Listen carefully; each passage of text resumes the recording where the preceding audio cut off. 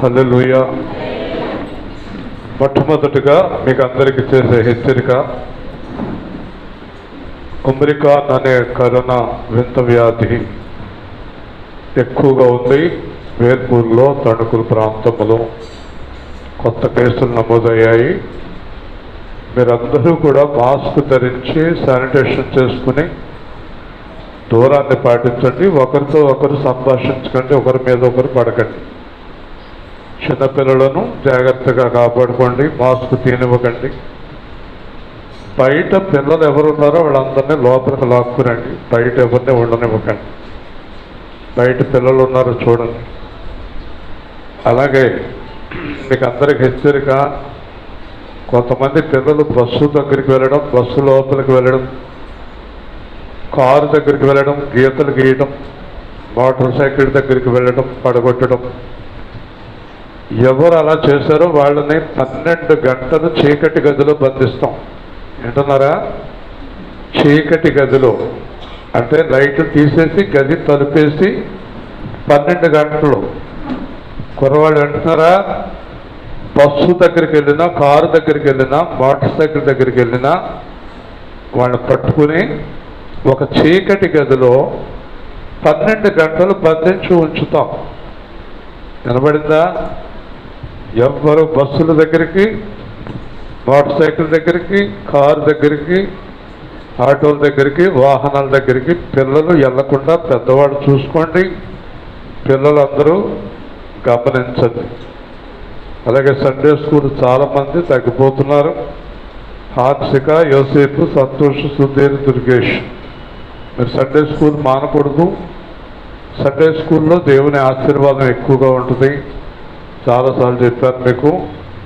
ప్రతి ఒక్కళ్ళు సండే స్కూల్కి సమయానికి రండి. అలాగే దూరం పాటించండి. అలాగే మీలో ఎవరికైనా జ్వరము, రొంప, దగ్గు ఎక్కువగా ఉంటే కనుక ఆ రోజు మందిరానికి ఆగిపోండి. తగ్గిన తర్వాత రండి. ఒకరి నుంచి మరొకరికి ఇది వెంటనే సంక్రమిస్తుంది కనుక మీరు చాలా జాగ్రత్తగా ఉండండి. ఒకవేళ ఎవరైనా అలాంటి వారు వస్తే బయట షెడ్లో కుర్చీలు వేశారు, అక్కడ కూర్చోండి. జ్వరము, దగ్గు, రొప్ప, విపరీతమైన ఒళ్ళు నొప్పులు ఇవి ఉంటే కనుక కాస్త దూరంగా కూర్చోండి.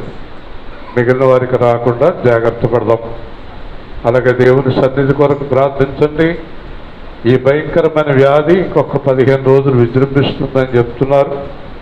ఫిబ్రవరి 15 లోపల మనము కొంచెం జాగ్రత్తగా ఉండగలిగితే ఇది తొలగుతుంది. అయినప్పటికీ దేవుడు చెప్పిన ప్రకారం ఇది మనల్ని వెంటాడుతూనే ఉంటుంది. ఎప్పుడు వెంటాడుతుంది. ఇది అయిన తర్వాత మళ్ళీ వెంటాడుతాయి. ఇవన్నీ కూడా మీరు దేవుని యందు భయభక్తులు కలిగి తప్పించుకోవాల్సిందిగా కోరుతున్నాను. మేమందరం కూడా రాత్రి పగలు ప్రార్థన చేస్తున్నాం. ఈ వ్యాధుల దగ్గరికి, పిల్లల దగ్గరికి, సేవకుల దగ్గరికి రాకుండా ఉండాలని ఇంచుమించుగా దేవుని కృప చేత 3 సంవత్సరాలు తప్పించుకున్నాం. దేవుని స్తోత్రం. మరి మిగిలి ఉన్న కాలం కూడా మీరు ప్రార్థనాపూర్వకంగా జాగ్రత్తగా ఉండండి. ఇది పిల్లలకి ప్రమాదము.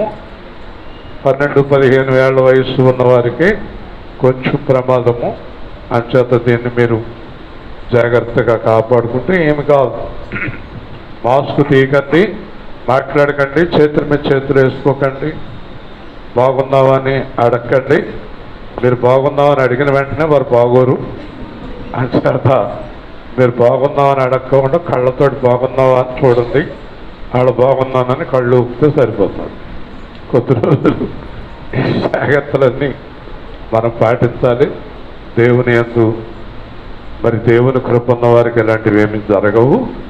ఆయన మనల్ని కాపాడుతాడు. అందరూ కూడా కళ్ళు మూసుకుని ప్రార్థనాపూర్వకంగా, ఆరాధనాపూర్వకంగా ఈ ఆరాధన ప్రారంభించుకుందాం. నీవు ఆశీర్వదించితే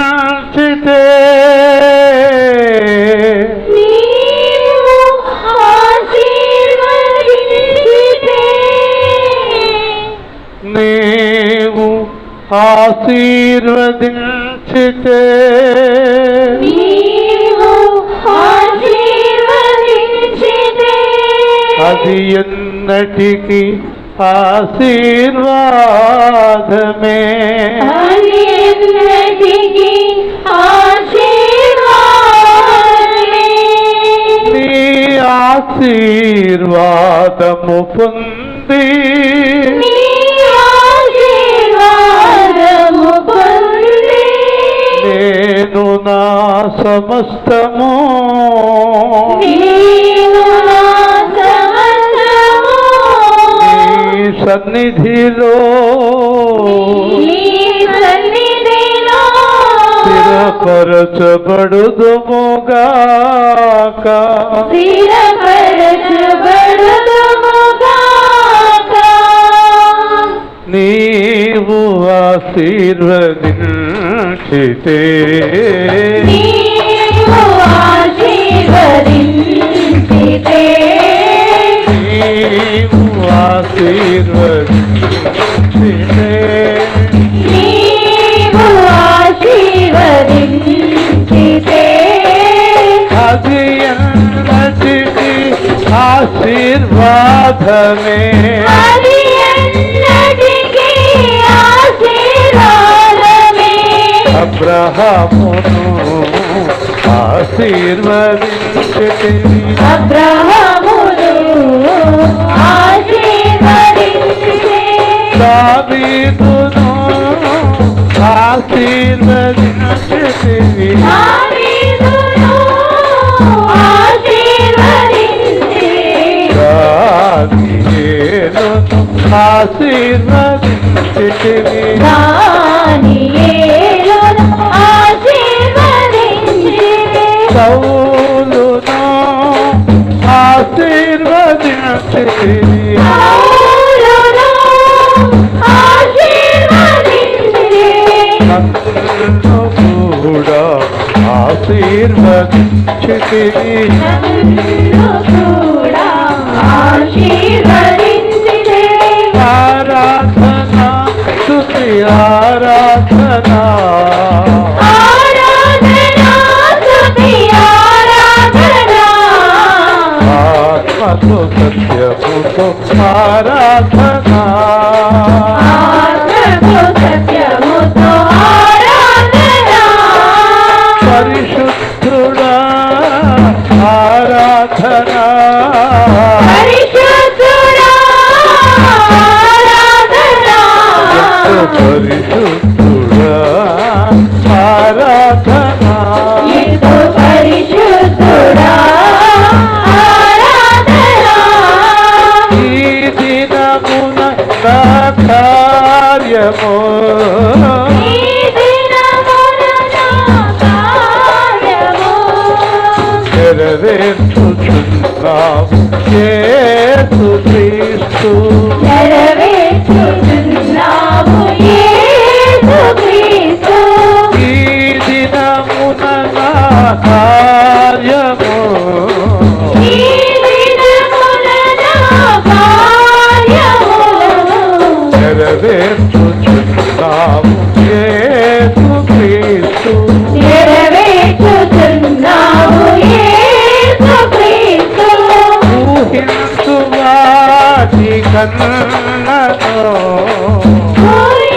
ఊహించువాటి కన్నను అనుకున్న దాని కన్నను అనుకున్న వాటి కన్నను అద్భుతములు చేయు దేవుడవు నీవు.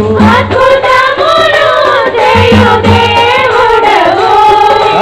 అద్భుతములు చేయు దేవుడవు నీవు. అద్భుతములు చేయు దేవుడవు. ఆరాధన స్తుతి ఆరాధన ఆరాధనా స్తుతి ఆరాధనా యేసు ఆరాధన స్తుతి ఆరాధన ఆరాధనా స్తుతి ఆరాధనా ఆరాధన స్తుతి ఆరాధన ఆరాధనా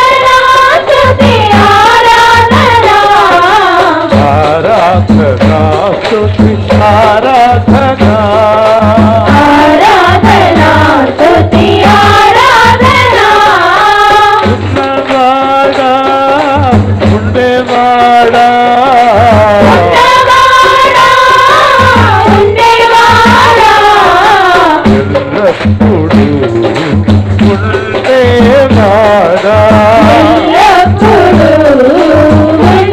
ఉండేవాడా ఎల్లప్పుడూ ఉండేవాడా ఎల్లప్పుడూ ఉండేవాడా చూస్తున్నవాడా నడిపించువాడా చూస్తున్నవాడా నడిపించువాడా విడువని వాడెడబాయని వాడా విడువని వాడెడబాయని వాడా కట్టి రెప్పమనే నన్ను కాపాడుతున్నవాడా కట్టిరెప్పమని నన్ను కాపాడుచున్నవాడా ఆరాధనా స్తుతి ఆరాధనా ఆరాధనా స్తుతి ఆరాధనా ఆరాధనా స్తుతి ఆరాధనా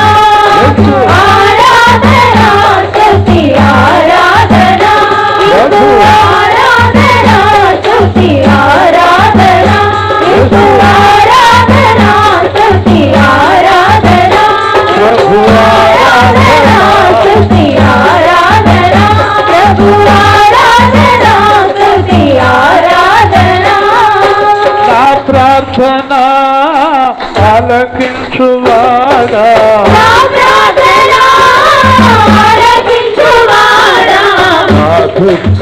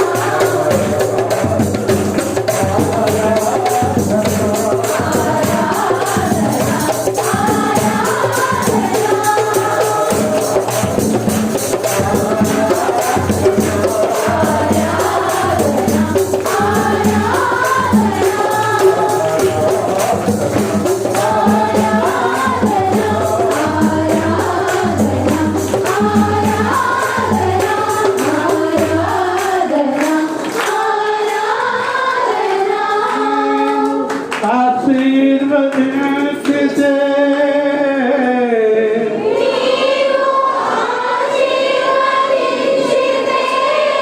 అది ఎన్నటికి ఆశీర్వాదమే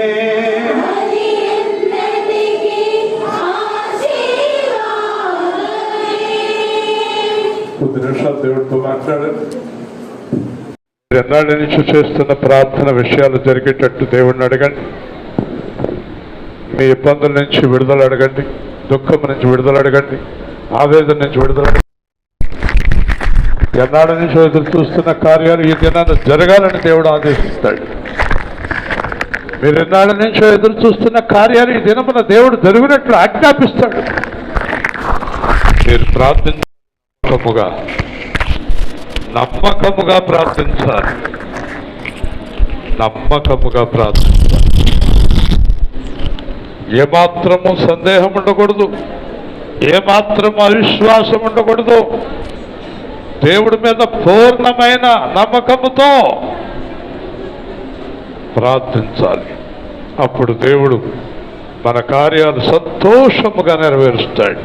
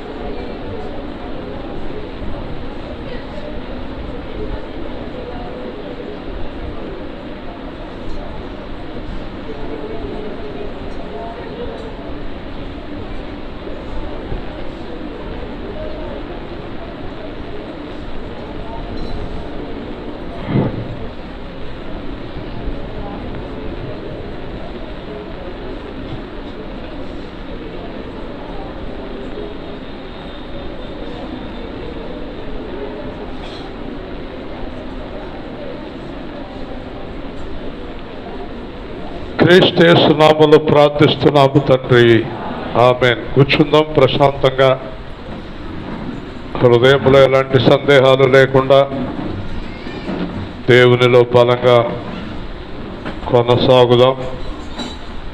మనమందరం కూడా ధైర్యంతో ఒక మాట చెప్పాలి, ఏం జరిగినా నువ్వు ఉన్నావు కదా ప్రభు అనాలి. చెప్పండి, అంతే. ఇంకా దేనికి భయం ఉండదు. లేదంటే సాతాను భయపెడతాడు, ప్రతిదానికి భయపెడతాడు. అర్థమైందా? నీకు ఏదైనా కొంచెం అనారోగ్యంగా ఉంటే సాతాను అంటాడు అది క్యాన్సర్ అంటాడు, అది ఇంకా తగ్గదంటాడు. నువ్వు చెప్పాలి క్యాన్సర్ అయితే సంతోషం, తగ్గకపోతే చాలా సంతోషం, చనిపోతే ఎంతో సంతోషం అనాలి. దేవుని స్తోత్రం. వాడు వెళ్ళిపోతాడు. మీ ప్రతిదానికి భయపడతారు. సావు తప్పదు, మరణాన్ని ఎవరు తప్పించుకోలేరు. అలాగే రక్షణ లేకపోతే నరకాన్ని ఎవరు తప్పించుకోలేరు. తప్పించుకుని ఏమీ లేవు. కరోనాను ఎవరు తప్పించలేరు, తప్పించేవారు ఎవరు లేరు, దేవుడు తప్ప. అందుచేత నీకు దేనికైనా వేదన అనవసరం, ఆలోచన అనవసరం,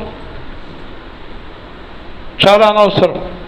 మనలో చాలామంది, కొంతమంది నడువు నొప్పితోటి, కాళ్ళు నొప్పితో, చేతుల నొప్పులతో ఆర్థోపెడిషన్ దగ్గరికి వెళ్ళారు, ఎముకల డాక్టర్ దగ్గరికి.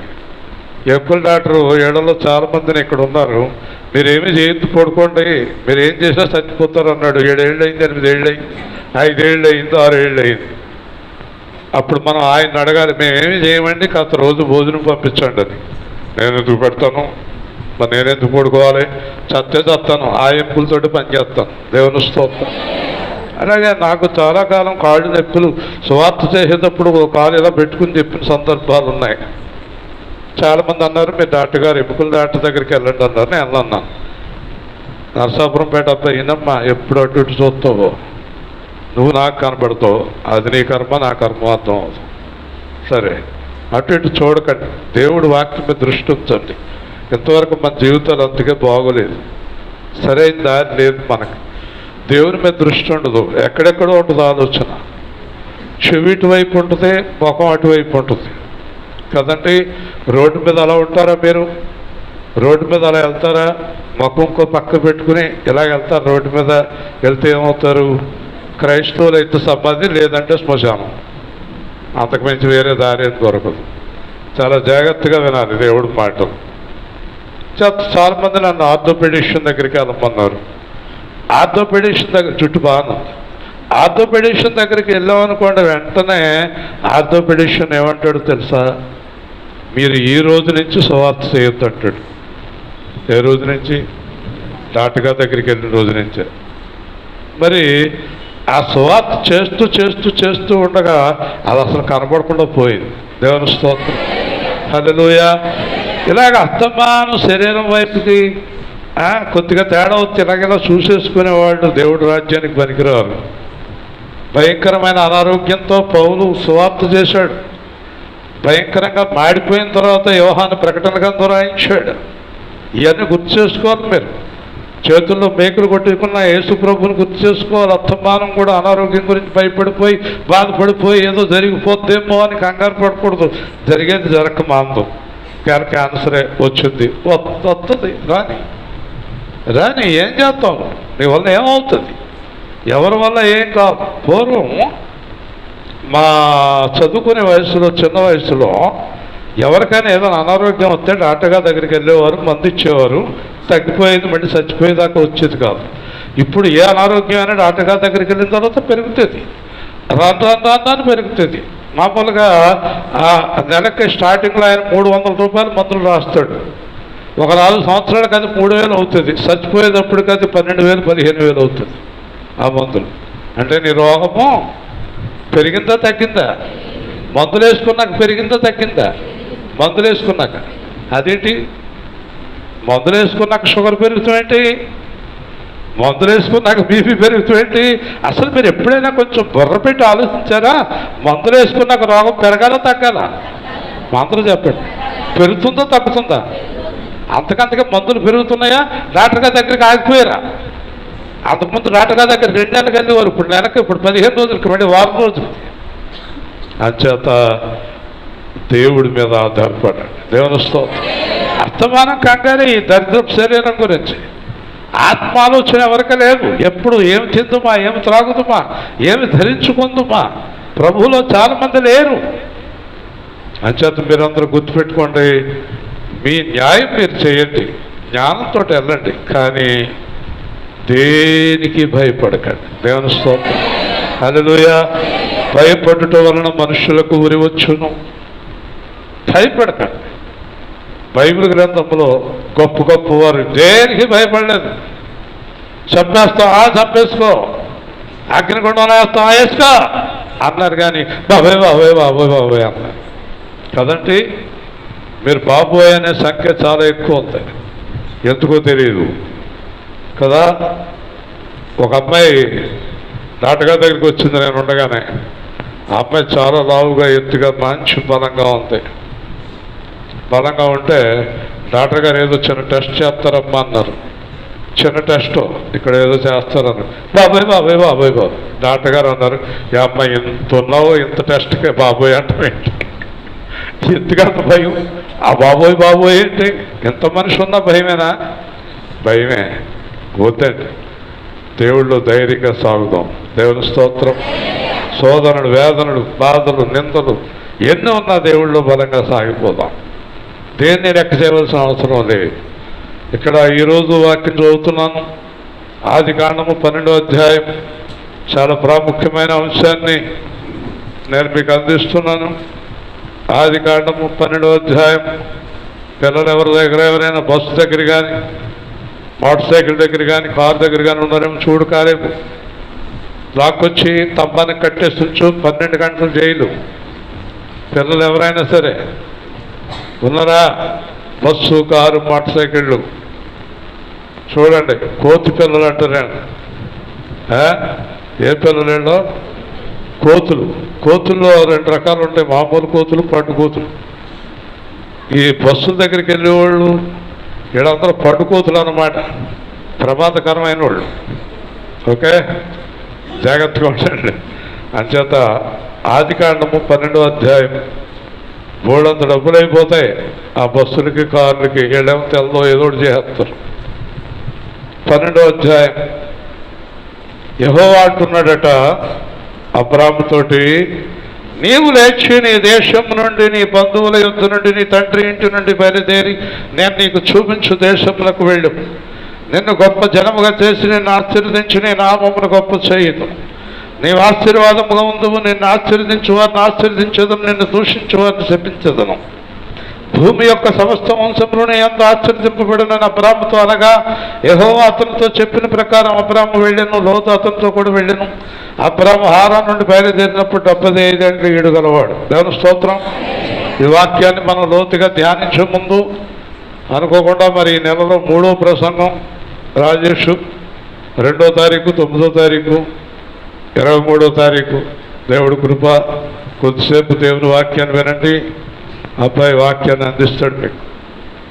జాగ్రత్తగా వినండి. ఏం చెప్తున్నాడో వినండి. నేనేం చెప్తున్నానో వినండి. ఎవరిది బాగుందో చెప్పండి.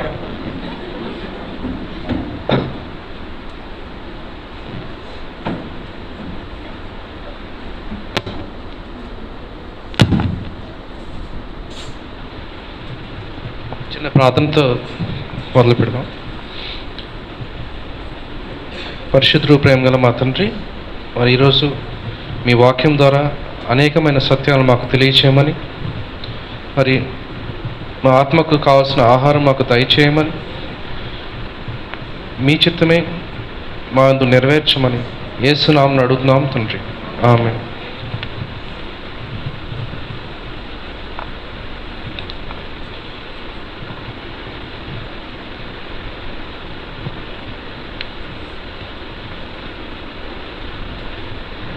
యోహాను సువార్త 15వ అధ్యాయం 15వ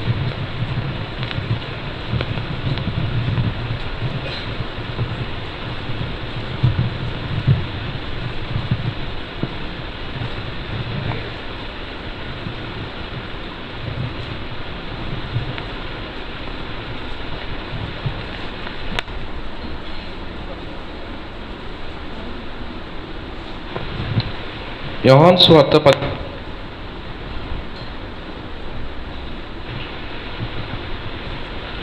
యోహాను సువార్త 15వ అధ్యాయం 1వ వచనం నుంచి, నేను నిజమైన ద్రాక్షవల్లిని, నా తండ్రి వ్యవసాయకుడు. నాలో ఫలింపని ప్రతి తీగను ఆయన తీసి పారవేయను.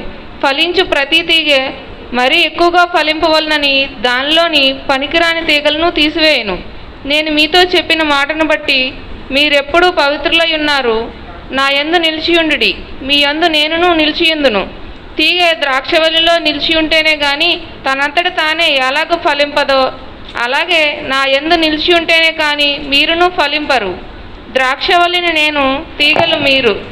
ఎవడు నా యందు నిలిచియుండునో, నేను ఎవని యందు నిలిచియుందునో వాడు బహుగా ఫలించును. నాకు వేరుగా ఉండి మీరేమీ చేయలేరు. ఎవడైనానో నా యందు నిలిచి ఉండని ఎడల వాడు తీగ వలె బయట పారవేయబడి ఎండిపోవును. మనుషులు అట్టి వాటిని పోగు చేసి అగ్నిలో పారవేతురు, అవి కాలిపోవును. అయితే ఈ వాక్యం చాలాసార్లు మీరు చదివే ఉంటారు. అయితే ఈ వాక్యం యొక్క అర్థం ఏంటంటే,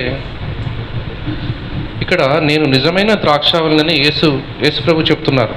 నా తండ్రి వ్యవసాయకుడు. అయితే మనం ఎవరు అంటే ఆ తీగను, ద్రాక్షవల్లికి ఉన్న తీగలు లాంటి వాళ్ళం మనం. అయితే ఇక్కడ యేసుక్రీస్తు ఏం చెప్తున్నాడంటే, ఈ తీగలు అనేవి ఎప్పుడు ఫలిస్తాయంటే అది ద్రాక్షవల్లితో కలిసి ఉన్నప్పుడు మాత్రమే.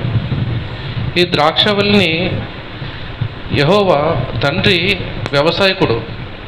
ఆ తీగకు కావాల్సిన, ఆ ద్రాక్షవల్లికి కావాల్సిన నీరుని, ప్రతి పోషకాన్ని దేవుడు అందిస్తున్నాడు. అయితే మనం లోతుగా చూసినట్టయితే చాలామంది ఎందుకు ఫలించట్లేదు? అయితే కొంతమంది ఫలిస్తారు, కొంతమంది ఫలించరు. అయితే దానికి కారణం ఏంటంటే, చాలామంది మనం క్రైస్తవులు చూస్తే మొదట ప్రతి క్రైస్తవుడు కూడా దేవుణ్ణి ఒప్పుకొని చాలా నమ్మకంగా విశ్వాసంతో దేవుడిలోకి వచ్చిన వాళ్ళే ప్రతి ఒక్కళ్ళు కూడా. అయితే కొంతకాలానికి వాళ్ళు క్రమేణా దేవునితో సంబంధం తొలగిపోతారు. ఆ సంబంధం క్రమేణా తగ్గుతూ వస్తుంది. అయితే చాలామంది, చాలా కొద్దిమంది మాత్రమే ఆ సంబంధాన్ని అలా నిలబెట్టుకుంటూ వస్తారు. అలా నిలబెట్టుకుంటూ వచ్చిన వాళ్ళు వాళ్ళ జీవితాల్లో ఫలితాన్ని చూస్తారు, ఎన్నో ఫలాలను చూస్తారు. అయితే ఇక్కడ ఫలించే వారిని చూద్దాము, ఫలించిన వారిని చూద్దాం. అయితే ఇలా ఫలించిన వాళ్ళలో చాలామంది కొంతకాలానికి ఏమవుతారంటే, వాళ్ళ ఫలితాన్ని చూసి, అంటే వాళ్ళ ఫలాలను చూసి కొంతమంది వాళ్ళ హృదయంలో ఒక గర్వం వస్తుంది. ఆ గర్వం వచ్చినప్పుడు వాళ్ళు మళ్ళీ దేవునితో సంబంధం కోల్పోతారు. అయితే ఇక్కడ దేవుని వాక్యం ఏం చెప్తుందంటే, నేను నిజమైన ద్రాక్షవల్లిని, మీరు తీగలు వంటి వాళ్ళు. అయితే ఈ తీగలు ద్రాక్షవల్లితో ఉన్నంతసేపే దానికి ఫలాలు వస్తాయి. ఈ తీగలు ఎప్పుడైతే ద్రాక్షవల్లి నుంచి వేరైపోతాయో అప్పుడు ఎండిపోతుంది. ఎండిపోయి దాని నుంచి ఫలాలు రాకపోవడం కాకుండా అది ఎండిపోయిన తర్వాత అలా ఎండిపోయిన వాటిని తీసి మనుషులు వాటిని కాల్చేస్తారు. అయితే మనలో కూడా చాలామంది క్రైస్తవులు కొంతకాలానికి ఏమవుతామంటే, మనం ఇంతకాలం బైబిల్ చదువుతున్నాం, మనకెన్నో వాక్యాలు తెలుసు, మనం కొత్తగా నేర్చుకోవాల్సింది ఏమీ లేదు అని కొంతకాలానికి ఏమవుతుందంటే, ఈ విషయం దేవుణ్ణి అడగక్కర్లేదు, ఈ పెద్ద విషయం అయితే దేవుణ్ణి అడుగుదాము, చిన్న చిన్న విషయాలు మన సొంత ఆలోచనతో వెళ్ళిపోదామని చేస్తూ ఉంటారు. అయితే ఇలా చేస్తున్నప్పుడు మనం తెలుసుకోవాల్సిన విషయం ఏంటంటే, మనం దేవునికి వేరుగా ఉండి ఏమీ చేయలేమని ఇక్కడ ఒక వాక్యం చెప్తుంది. అయితే చాలామంది అనుకుంటారు, నాకు ఇంత అనుభవం ఉంది కాబట్టి నేను నా ఆలోచన ప్రకారం నేను చేయగలను, ఈ పని నేను సొంత ఆలోచనతో చేయగలను, ఇన్ని సాధించిన వాడిని ఈ చిన్న పని నేను సాధించలేనా అని అనుకున్నప్పుడు మనకు తెలియకుండానే దేవుడి నుంచి వేరైపోతున్నాం. అయితే మనుషుల దృష్టిలో ఫలించడం అంటే ఏదో ఆస్తులు సంపాదించడం, ఇంకో వేరే విషయాలు కావచ్చు. అయితే ఇక్కడ మనం ఫలించడం అంటే దేవునితో కలిసి ఉండడం ద్వారా, మన ఆత్మ ఎప్పుడు కూడా దేవునితో కలిసి ఉండటం ద్వారా దేవుని యొక్క ఆత్మ ఫలాలు మనం పొందుకుంటూ ఉంటాం. అలా పొందుకుంటూ ఉండాలంటే మనం ఎప్పుడు కూడా దేవునితో సంబంధం కలిగి ఉండాలి. ఇలా సంబంధం ఎప్పుడు కోల్పోతామంటే, కొంతకాలానికి మనం ఏమనుకుంటామంటే, ఈ సాధించినవన్నీ, ఈ ఫలితాలన్నీ నేను సాధించినవే అనిపిస్తుంది. మన చుట్టూ ఉన్న వాళ్ళు కూడా చాలామంది అనుకుంటారు, అయితే ఇతను చాలా గొప్పవాడు, ఇతను నిజంగా దేవుడిలో చాలా బలంగా ఉన్నాడు కాబట్టి ఇవన్నీ సాధించాడు అనుకుంటారు. అవన్నీ చెప్పడం వల్ల నిజంగానే ఇతను దేవుడిలో బలంగా ఉన్నాడు, ఇతని ప్రార్థనే, ఇతను నమ్మకమే, లేకపోతే ఇతని విశ్వాసమే ఇతన్ని ఈ స్థితికి తీసుకొచ్చిందని అంటారు. అయితే అది నిజం కాదు, అది కొంతవరకు నిజమే. అయితే మన విశ్వాసము, మన దేవుడి పట్ల ఉన్న శ్రద్ధ ఖచ్చితంగా మనల్ని ఎక్కువ చేస్తుంది. అయితే మనం తెలుసుకోవాల్సింది ఏంటంటే, ఒక చెట్టు కొమ్మ దానికి ఎటువంటి ప్రాధాన్యత లేదు. ఆ చెట్టు కొమ్మ ఎప్పుడైతే చెట్టు నుంచి వేరైపోయిందో దానికి ఆకులు కానీ ఫలాలు కానీ ఏమీ రావు. ప్రతిదీ కూడా ఆ చెట్టు నుంచి వచ్చే పోషకాలు, ఆ వేర్ల నుంచి వచ్చే పోషకాల ద్వారానే ఆ కొమ్మ ఫలితం ఇస్తుంది, ఫలాలను ఇస్తుంది. అయితే మనం కూడా అలాంటి వాళ్ళమే. నేను సొంతంగా దేవుడితో వేరే ఏమీ చేయలేను. పౌలు చెప్పినట్టుగా నన్ను బలపరిచిన వాని అందే నేను సమస్తము చేయగలను. అయితే దేవుడు మనకు తోడుగా ఉన్నప్పుడు ప్రతిదీ మనం చేయగలం. ఈ విషయాన్ని మనం తెలుసుకోవాలి. అయితే ఈ వాక్యంలో నేను ఏం చెప్పాలనుకుంటున్నా అంటే, చాలామంది ఫలించరు, కొంతమంది ఫలిస్తారు. ఇప్పుడు ఫలించే వాళ్ళ గురించి చెప్పాము. అయితే కొంతమంది ఎంతకాలమైనా కానీ వాళ్ళు ఫలించరు. ఎందుకంటే వాళ్ళు దేవుడితో సంబంధం కలిగి ఉన్నాం అనుకుంటారు కానీ కలిగి ఉండలేరు. వాళ్ళు ఎప్పుడు కూడా ఈ లోకం విషయాల్లోనే వాళ్ళ ఆలోచనలు అన్నీ అలాగే ఉండిపోతాయి. అయితే అలాంటి ఫలించిన వాటిని దేవుడు ఏం చెప్తున్నాడంటే, కొంతకాలం దేవుడు ఎదురు చూస్తాడు. దేవుని వాక్యం ద్వారా చాలామంది ద్వారా, సువార్త ద్వారా, చాలామంది ద్వారా మనకి దేవుడు ఎన్నో విషయాలు తెలియజేస్తుంటాడు.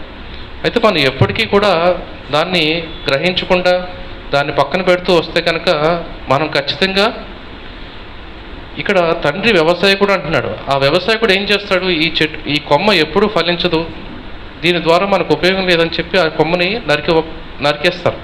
ఎందుకంటే ఆ బలాన్ని వేరే కొమ్మకిస్తే అది ఇంకా బాగా ఫలిస్తుంది. అయితే మనం జాగ్రత్తగా చూసుకోవాల్సింది ఏంటంటే, మనం ఫలించే కొమ్మగా ఉన్నామా, లేకపోతే ఒకవేళ మనం ఫలించే స్థితిలో మనం ఉన్నప్పటికీ కూడా మనం ఎప్పుడు ఫలించేలాగా ఉండాలంటే మాత్రం మనం ఎప్పుడు దేవునితో సంబంధం కలిగే ఉండాలి. ఇంకొక వాక్యం చెప్పినట్టుగా, అతిశయించేవాడు తను యందు అతిశయించకుండా దేవుని యందే అతిశయించాలని. ఇక్కడ మనం చెప్పినట్టు కొమ్మ యొక్క ప్రాధాన్యత ఏమీ లేదు, చెట్టు యొక్క ప్రాధాన్యత.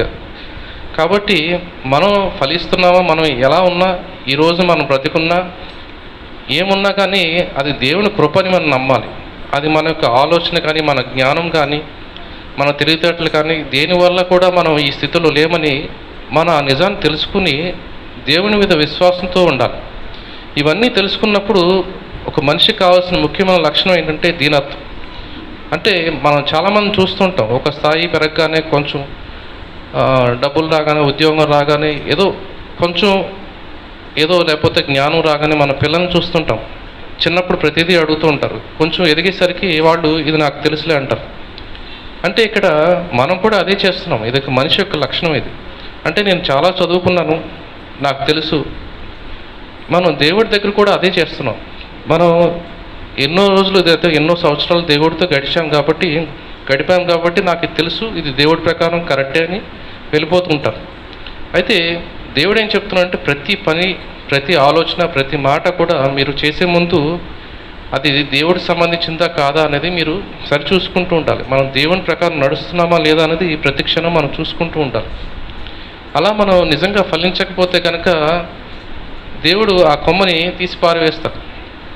కాబట్టి మీలో ఎవరన్నా ఫలింపని వారు ఉంటే, ఎందుకు ఫలించట్లేదు అంటే నేను ఎక్కడ దారి తప్పుతున్నానో మీరు చూడాలి. కాబట్టి ఫలించేవారు దీనత్వం కలిగి దేవునికి ఆ ఘనతను మనం అందించాలి. అది మన సొంత ఆలోచనలు బట్టి, మన సొంత తెలివితేటలు బట్టి మనం ఈ స్థితిలో లేమని మనం నమ్మి దేవునికి ఆ ఘనతను ఇవ్వాలి. అలాగే ఫలింపని వారు ఏం చేయాలంటే, నేను ఎందుకు ఫలించట్లేదు, దానికి కారణాలు ఏంటి అనేది మనం బైబిల్లోనే బ్రతకాలి. అయితే మనం దేవుడు చెప్పినట్టుగా నడుచుకోవట్లేదా, లేకపోతే దేవుడు చెప్పిందంతా విని మన ఆలోచన ప్రకారం మనం నడుస్తున్నామా అనేది మనం సరి చూసుకోవాలి. కాబట్టి ఈ వాక్యంలో దేవుడు చెప్పింది ఏంటంటే, ఎవరైనా కానీ ఫలించాలంటే వాళ్ళు దేవుడితో ఉండాలి.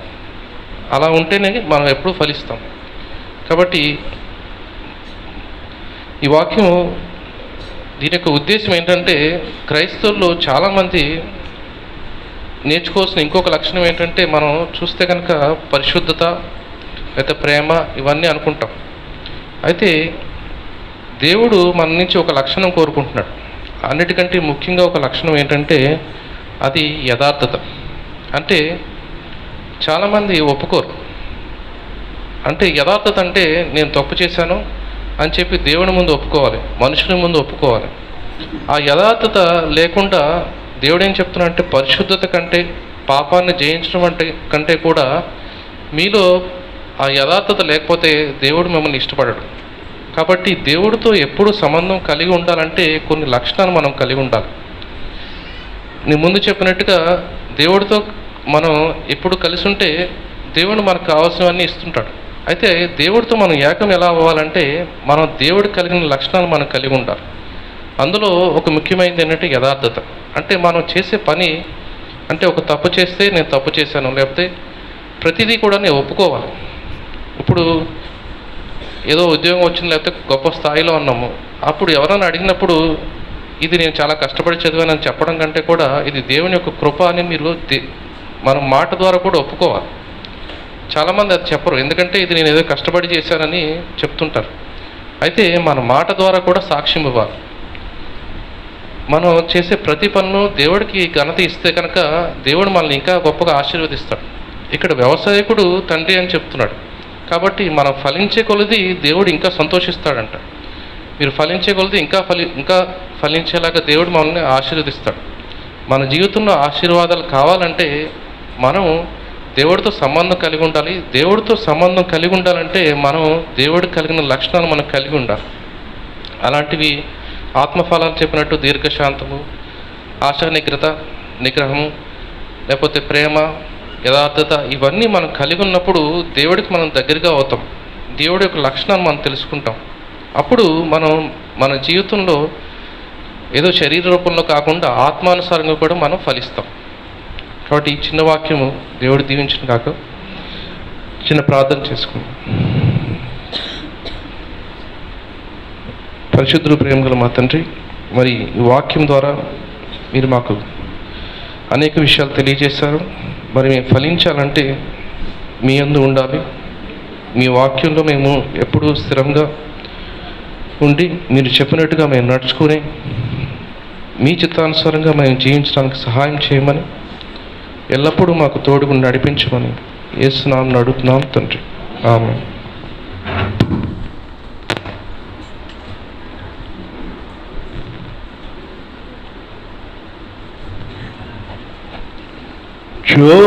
జ్యోతిర్మయుడా నా నా ప్రాణ ప్రియుడా, స్తుతి మహిమలు నీకే.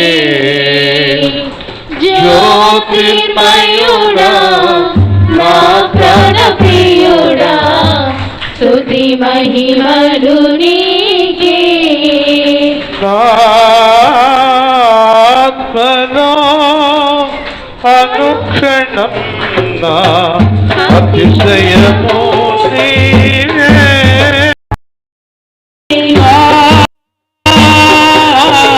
పరలోకపు తండ్రి వ్యవసాయకుడా, నీ తోటలోని ద్రాక్షావల్లితో, నీ తోటలోని ద్రాక్షావల్లితో నన్ను అడ్డుకట్టి స్థిరపరిచావు.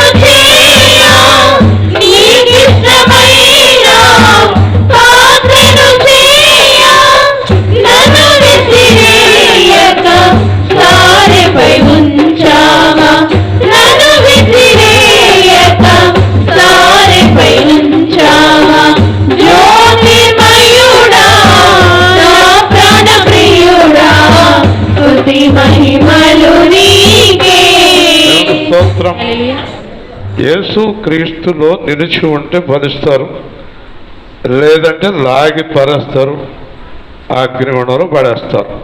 చాలా స్పష్టంగా ఉంది. యేసుక్రీస్తుతో మీలో నాలో ఎవరు సహవాసం లేని వారమై ఉన్నామో వారిని పీకి పరేస్తారు, వారి అగ్నిగుండంలోనికి పోతారు. అంటే అర్థం ఏంటంటే యేసుక్రీస్తుని హత్తుకుని యేసుక్రీస్తుతో ఉంటే వారు పరలోకానికి వెళ్తారు, యేసుక్రీస్తులో లేని వారు కిందకి వెళ్తారు. దేవుని స్తోత్రం. ఇక వేరే ఏమీ లేదు, ఏమి 400 రకాలుగా చెప్పుకోవాల్సిన పని లేదు. మనం మాట్లాడుకున్నాం 12వ అధ్యాయం ఆదికాండం. ఈ విషయాల్లో చాలా లోతైన మర్మాలు ఉన్నాయి. ఇవన్నీ చాలా జాగ్రత్తగా విని చేయండి. వినేసి వెళ్ళిపోకండి, విని చేయండి. విని వెళ్ళిపోవడానికైతే రావద్దండి. ఇది హరికథ బుర్రకథ పురాణ కథల కాలక్షేపాలు కాదు. ఇవి జీవం గల దేవుని మాటలు. కొన్ని సంఘాల్లో చాలా బాగా చెప్తారని వినటానికి వస్తారు. ఇక్కడ వినటానికి వచ్చే బదులు ఈ మధ్యన తణుకు మార్కెట్లో గుళ్ళకాడ హరికథలు బుర్రకథలు పెడుతున్నారు. అక్కడికి వెళ్ళండి. ఇక్కడికి వచ్చి ప్రయోజనం ఏముండదు. ఇక్కడ విన్నది చెయ్యగలిగిన వారే రండి ఇక్కడికి. దేవుని స్తోత్రం. ఇక్కడ విన్నది చేయగలిగిన వారే రండి ఇక్కడికి. 10, 15, 20 మంది ఉన్న పర్లేదు.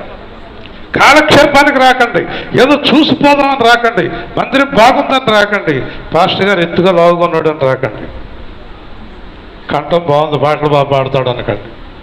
దీనివల్ల ప్రయోజనం ఏమీ లేదు. ఇక్కడ విన్నది వినినట్టు ఆచరించగలిగిన వారు రండి. దేవుని స్తోత్రం. ఊరికే కాలక్షేపానికి రాకండి ఇక్కడికి. టైం వేస్ట్, వ్యర్థం. జాగ్రత్త. ఒక్కొక్క మాట జాగ్రత్తగా వినండి.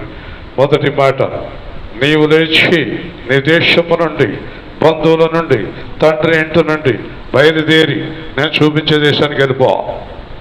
లేదండి, ఏల్పూర్ చాలా బాగుందండి, ఏల్పూర్లో కూరగాయలు బాగా దొరుకుతాయండి, మంచినీళ్ళు బాగా దొరుకుతాయండి, ఏల్పూర్ నుంచి వెళ్ళమండి, ఇక్కడ ఇల్లు బాగుందండి, ఇక్కడ మా అత్తగారే వండుతుందండి, మా అమ్మ కూరలు పంపుతుందండి, మాకు భలేగా ఉందండి, ఇక్కడి నుంచి వెళ్ళమండి. ఇక్కడి నుంచి వెళ్ళమన్న వాడు ఇక్కడికి రాకండి. అయితే రాలింగులు చాలా బాగుందండి, అయితే తణుకులో ఇంకా బాగుందండి, ఇంకా అదేదో ఊరు ఈ అమ్మగారు ఊరు, మా అత్తగారి ఊరి కంటే మా అమ్మగారి ఊరు ఎంత బాగుందో. కుదరదండి.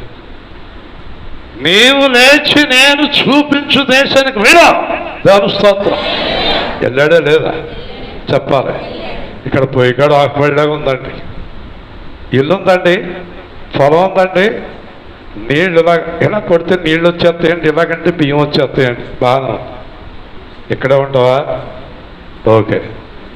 మీలో ఎవరైనా లేచి నేను ఎప్పుడు మా ఆకుమడికాడే ఉంటాను అన్నవారు చేయొద్దు. ఉంటారేంటి? ఆడిపోతారు. ఆడిపోతారా ఏడిపోతారా?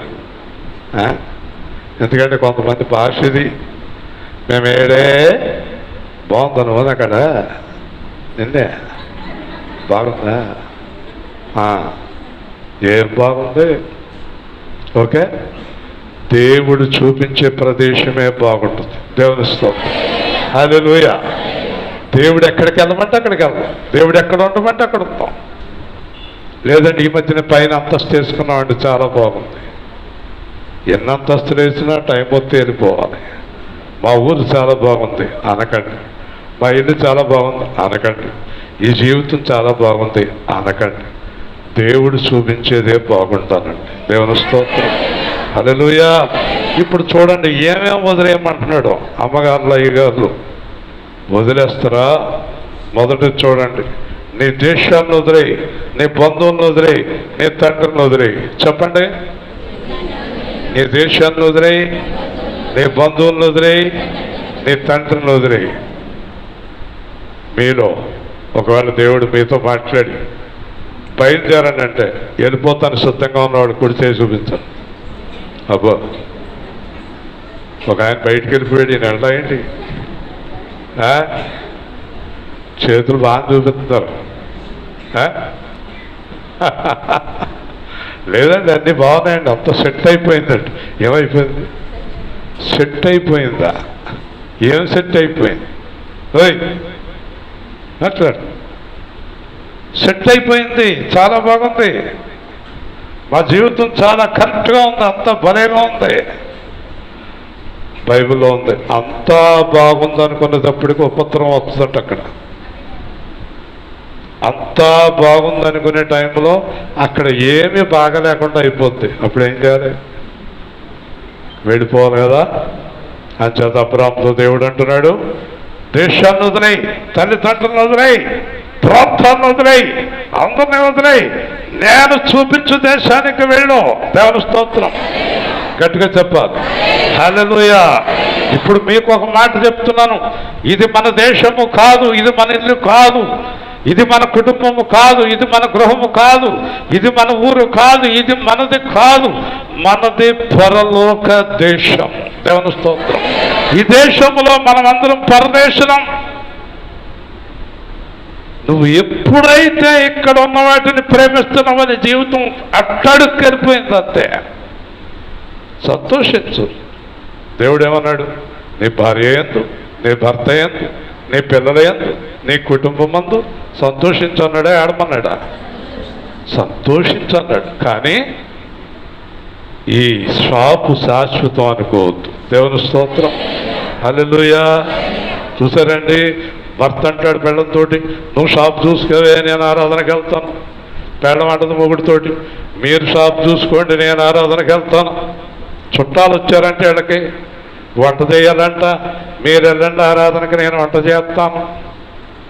ఇంకా అయ్యో నువ్వు వంట చేయని వెళ్తాను అనలేదు ఆవిడ. అలాంటి వాళ్ళు ఉంటారు కదా. ఇది చాలా తప్పండి.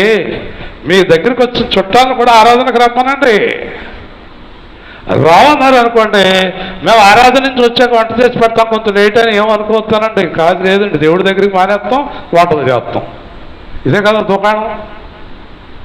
దేవుడి దగ్గరికి మానేయటమే. ఎందుకండి అలా చేస్తారు మీరు? ఇంటికి వచ్చినట్టు చెప్పండి. ఏమని?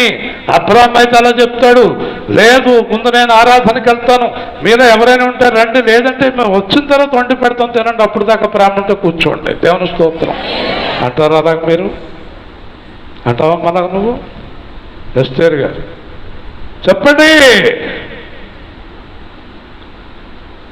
యేసుక్రీస్తు కొరకు జీవించే జీవితం అద్భుతమైన జీవితం. దేవుడు అబ్రాహాముతోటి లేగన్నాడు అంతే. మనమైతే ఎక్కడికి వెళ్ళాలి? ఏం చేయాలి? అక్కడ ఇల్లు ఉంటుందా? అక్కడ పార్క్ ఉంటుందా? అక్కడ మంచినీళ్ళు ఉంటాయా? అక్కడ బియ్యం దొరుకుతాయా? అక్కడ కూరగాయల కొట్టు ఉంటుందా? ఇది మన ఆలోచన. అంతేనా? ఏమి ఆడకుండా వెళ్ళిపోతారా? ఎస్. దేవుడు నిన్ను ఎక్కడికన్నా వెళ్ళమన్నాడంటే అక్కడ నీకు సిద్ధం చేసి వెళ్ళమంటాడు. దేవుని స్తోత్రం. ఖాళీగా వెళ్ళమండు. అక్కడికి వెళ్ళి నిలుక్కునే పరిస్థితి నీకు ఉండదు. నీకు దేవుడి మీద శ్రద్ధ తగ్గే కొలది కూడా నీ జీవితంలో శోధన ఎక్కువైపోతుంది. అబ్బాయి, ఎవరికైనా చెప్తున్నాం, దేవుడి మీద నీకు శ్రద్ధ తగ్గే కొలది నీకు శోధన పెరిగిపోతుంది. లోకం మీద, పిల్లల మీద ఇంట్రెస్ట్ పెరిగే కొలది దేవుడు దూరం అయిపోతూ ఉంటాడు. దేవుడు దూరం అయిపోయిన తర్వాత నువ్వు సంతోషం అనే దాన్ని కోల్పోతావు, సమాధానం అనే దాన్ని కోల్పోతావు. నువ్వు రోజు రోజుకి దేవుడికి దగ్గర అవ్వాలి, లోకానికి దూరం అవ్వాలి. దేవుని స్తోత్రం. రోజు రోజుకు నువ్వు మనుషులకు దగ్గర అవుతున్నావు, దేవుడికి దూరం అవుతున్నావు. దేవుడికి దూరం అవుతున్నావు. జాగ్రత్త. దేవుడికి దూరం అవుతూ అంటే చెప్పాడు కదా, ఎండిపోయే అగ్నిలోకి వెళ్ళిపోతానికి సిద్ధపడుతున్నావు. దేవుని స్తోత్రం. ఎండిపోయే అగ్నిలోకి వెళ్ళిపోతానికి సిద్ధపడుతున్నావు. చూసారండి అబ్రాహాము ఏం చేశాడు? చూద్దాం.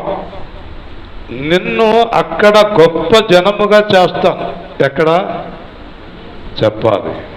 నిన్ను అక్కడ గొప్ప జనముగా. ఆవిడ ఎలా చూడండి, ఆ పక్క చూస్తే తలకాయ ఊపుతున్నాడమ్మా. నిన్ను అక్కడ గొప్ప జనముగా చేస్తాను. అబ్బాయినేమో ఒళ్ళో పెట్టుకుంటుంది, బైబిల్ ఏమో పక్కన పెడుతున్నాడు. బైబిల్ ఒళ్ళో పెట్టుకోవాలి కదా. అబ్బాయి ఒళ్ళో బైబిల్ పక్కన. నేను ఎవరిని ఊరుకోనండి. ఊరుకుంటే ఇస్రాయేల్ గారు పారిపోయారు అనుకుంటారు మీరు. బైబిల్ ఒళ్ళో పెట్టుకో. ఒళ్ళో పెట్టుకోవాల్సింది అబ్బాయిని కాదు, బైబిల్. ఓకే, మీలో ఎవరైనా నాకంటే ఎక్కువగా దేన్ని ప్రేమించినా మీరు ఫలించరు అన్నాడు యేసు. దేవుని స్తోత్రం. ప్రేమించి దూరం అయిపోతున్నారు మీరు దేవుడికి. ఓకేనా? ఇప్పుడు చెప్పండి నాతో కలిసి, అక్కడ నిన్ను గొప్ప గొప్ప జనముగా జనముగా చేసేదను. ఎక్కడ ఎక్కడ ఎక్కడ? దేవుడు చూపించే దేశములో, ప్రదేశములో. దేవుని స్తోత్రం. ఇక్కడ నువ్వు ఉంటే నిన్ను చెప్పు, మాట్లాడమ్మా ప్రసన్నమణి గారు. ఇక్కడుంటే నిన్ను గొప్పగా చేయను. దేవుని స్తోత్రం. నేను చెప్పిన కాడికి వెళ్ళిన కాడ గొప్ప చేస్తాను నేను. దేవుని స్తోత్రం. చాలామంది దేవుడు ఆశీర్వాదం అక్కర్లేదు, మాకు ఆ గొప్పలేం అక్కర్లేదండి, మేము ఇక్కడే ఉంటామండి.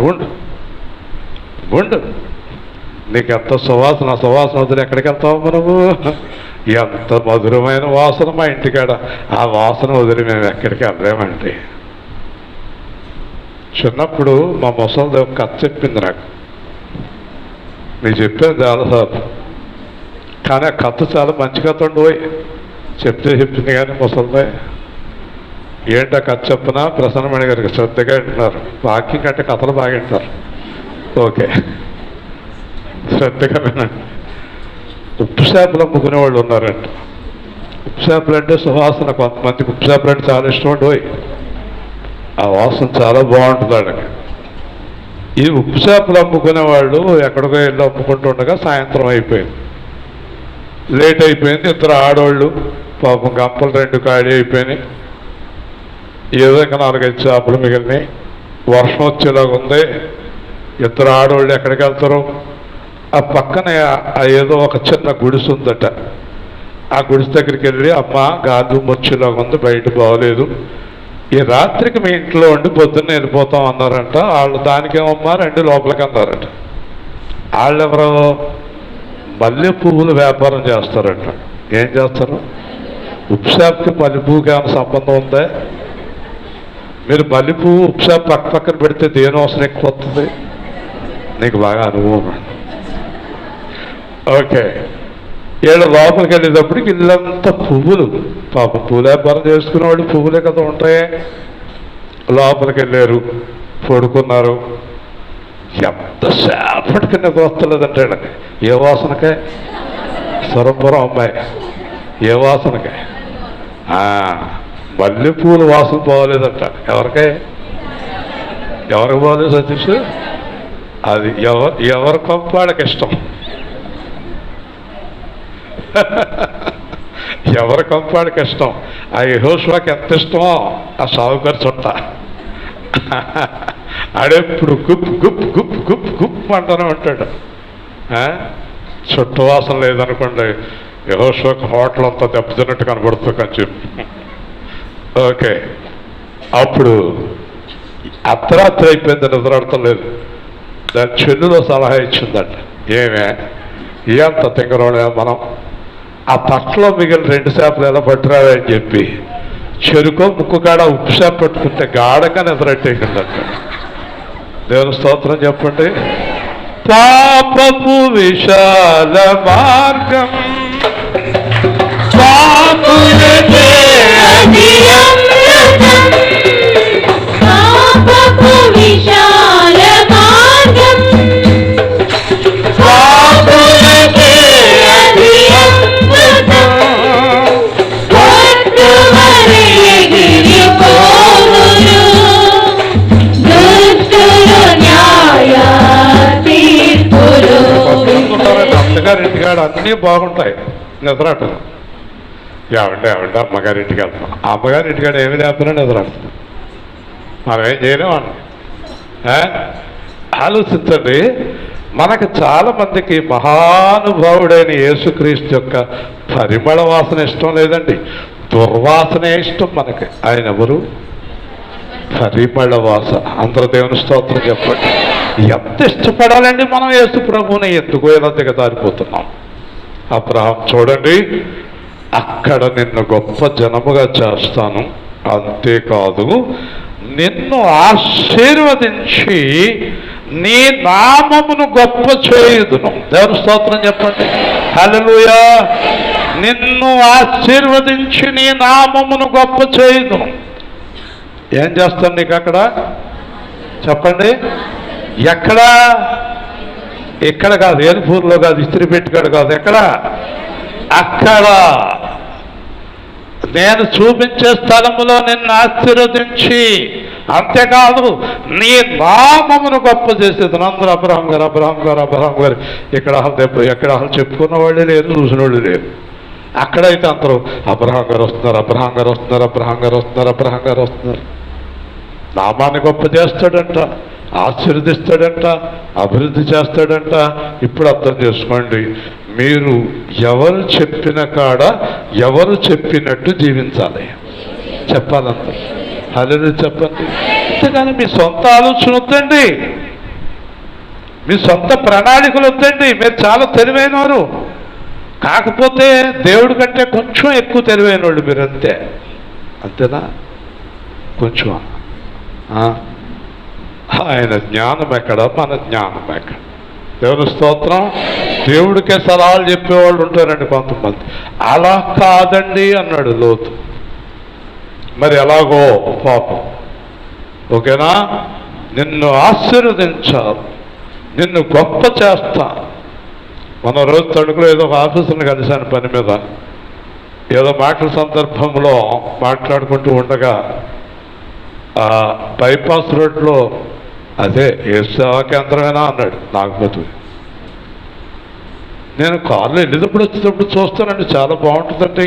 ఇప్పుడు కొంతమంది ఎక్కడ దిగాలంటే ఆ చివర ఏ సేవా కేంద్రం చూడు, అక్కడ ఆఫ్ చేయంటున్నారు. దేవుని స్తోత్రం చెప్పండి. ఒకప్పుడు ఏముంది ఇక్కడ? దారి లేదు, కొంత వాసన, దుర్వాసన. ఎలా చేశాడు ఇక్కడ? పరిమళ వాసనగా చేశాడు. దేవుని స్తోత్రం చెప్పండి. హల్లెలూయా చెప్పండి. దేవుడు అక్కడ అంటే అక్కడికి వెళ్ళిపోను, అంతే. మరి ఎక్కడ అనొద్దు అసలు. అబ్రాహాం మళ్ళీ ఎక్కడా ఏంటని అడగలేదు. అసలు నువ్వు ఎవరికాయ కత్తున్నావు, నువ్వు దేవుడివా ఏంటని కూడా అడగలేదు. నమ్మేశాడు అంతే. మనలో చాలా మంది తెలివి ఎక్కువైపోయి నమ్మం. అది కాదండి అంటాం. బెంగళూరులో ఆ మెజెస్టిక్ అంటేనండి అదన్నా అనొద్దు నువ్వు.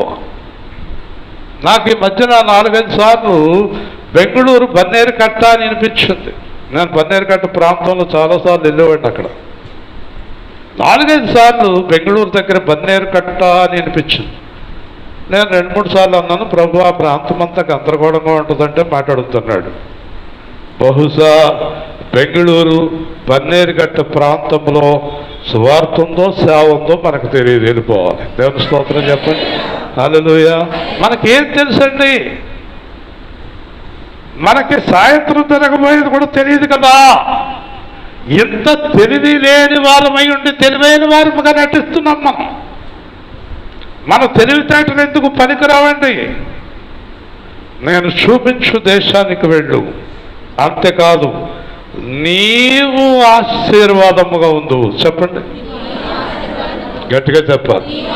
ఆ మాటకు మీకు అర్థం తెలుసా? తెలీదు. అంటే అబ్రహాము మన ఇంటికి భోజనానికి వచ్చాడు, ముత్యాల దేవరత్నం ఇంటికి భోజనానికి వచ్చాడు అనుకుందాం. దేవుడు చెప్తున్నాడు, అబ్రహాము ముత్యాల దేవరత్నం ఇంటికి భోజనానికి వచ్చాడు అనుకోండి. ముత్యాల దేవరత్నం కుటుంబంలో బతుకున్నంతకాలం ఆశీర్వాదం వచ్చేస్తుంది. దేవుని స్తోత్రం. మా ఇంటికి భోజనానికి వస్తే మా ఇంటికి ఆశీర్వాదం, మీ వీధులు నడిస్తే మీ వీధికి ఆశీర్వాదం. అబ్రహాం గారు ఏలుపూర్లో ఉంటే ఏలుపూరికి ఆశీర్వాదం, రాలింగ్లో ఉంటే రాలింగ్కి ఆశీర్వాదం. అంత గొప్ప ఆశీర్వాదముగా నిన్ను చేయుచున్నాను. దేవుని స్తోత్రం. అబ్రహాము ఒంటరిగా బయలుదేరాడు, లోతు సారా వెళ్ళారు. ఒక రోజున అబ్రహాం ఇంటికాడ ఎంతమంది భోజనం చేస్తున్నారో నిన్నే మాస్క్ తీసి చెప్పు. 360 మంది. దేవుని స్తోత్రం చెప్పండి గట్టిగా చెప్పండి. ఎంతమంది అమ్మా? స్వాతి గారు ఎంతమంది? 360 మంది. చెప్పండి గట్టిగా. 360 మందికి 3 పూటల భోజనం. ఇప్పుడులాగా టిఫిన్లు భోజనాలు కాదు, పూర్తిగా భోజనమే, పొద్దున్న మధ్యాహ్నం సాయంత్రం. 360 మంది భోజనం చేస్తున్నారంటే అబ్రహాం ఇంట్లో ఎంత బియ్యం ఉడుకుతుంది, ఎంత గోధుమ పిండి, ఎంత కూర కావాలి.